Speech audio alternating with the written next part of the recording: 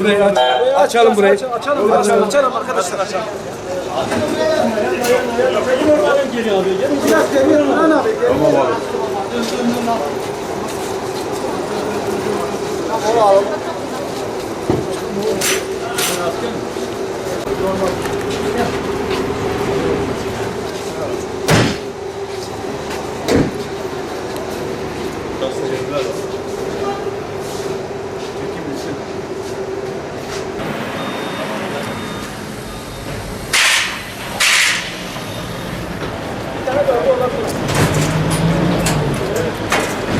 Bitti bu koyun.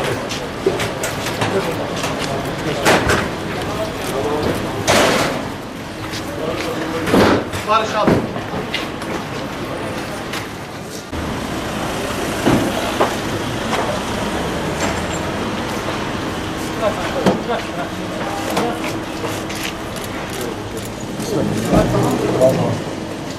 Bilmiyorum, biraz böyle güzel çıkan güvenli, yaklaşıyor mu güvenli?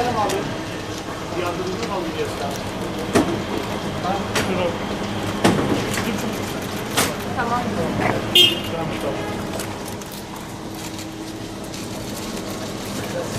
Zaten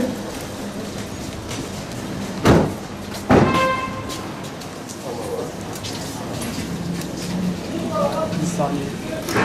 Devam mı?